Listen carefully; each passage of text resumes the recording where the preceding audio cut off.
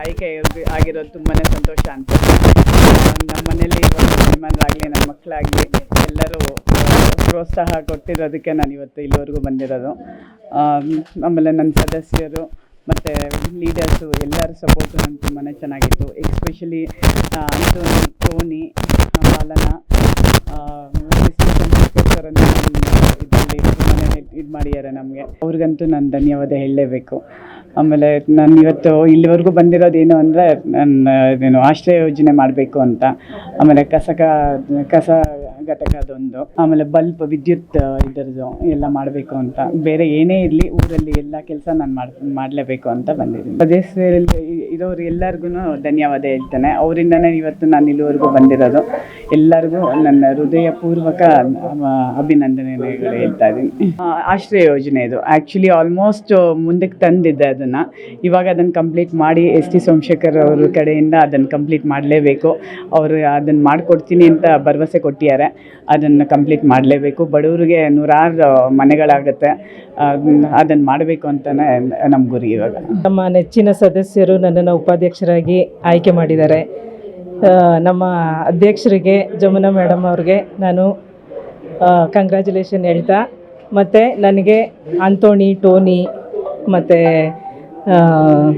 Govardhan Reddy sir, ಮತ್ತು ಇನ್ನು ನಮ್ಮ ನೆಚ್ಚಿನ ಸದಸ್ಯರುಗಳು ಮಹಾದೇವಕ್ಕ, ಜಯಣ್ಣ, ಜಾಕಣ್ಣ ಇವರೆಲ್ಲರೂ ನನಗೆ ತುಂಬಾ ಸಪೋರ್ಟ್ ಮಾಡಿದ್ದಾರೆ. ಇವರಿಗೆ ನಾನು ಎಲ್ಲ ಸದಸ್ಯರಿಗೂ ನಾನು ಹೃತ್ಪೂರ್ವಕ ಅಭಿನಂದನೆಗಳನ್ನ ಸಲ್ಲಿಸ್ತೀನಿ. ಮತ್ತು ನಾನು ಅಧ್ಯಕ್ಷರ ಜೊತೆ ಆಶ್ರಯ ಯೋಜನೆ, ನೀರು, ವಸತಿ, ವಿದ್ಯುತ್, ಕಸದ ಘಟಕದ ಬಗ್ಗೆ ನಾನು ಅವ್ರಿಗೆ ಸಾಥ್ ಕೊಟ್ಟು ನಾನು ಅವ್ರಿಗೆ ಸಹಕಾರವಾಗಿ ನಾನು ನಿಂತಿರ್ತೀನಿ. ಅವ್ರಿಗೆ, ನಮ್ಮ ಸದಸ್ಯರಿಗೂ ಮತ್ತು ಟೋನಿ, ಅಂಟೋಣಿಯವ್ರಿಗೆ ಎಲ್ಲರಿಗೂ ನಾನು ಅಭಿನಂದನೆಗಳನ್ನ ಸಲ್ಲಿಸ್ತೀನಿ. 2ನೇ ಬಾರಿ ಜಮುನಾ ರೆಡ್ಡಿ ಅವ್ರನ್ನ ಅಧ್ಯಕ್ಷರನ್ನಾಗಿ ಮಾಡಿದ್ದಾರೆ. ಸೊ ಮೊದಲನೇದಾಗಿ ನಮ್ಮ ST ಸೋಮಶೇಖರ್ ಸರ್ಗೆ ಧನ್ಯವಾದಗಳನ್ನ ತಿಳಿಸ್ತೇನೆ.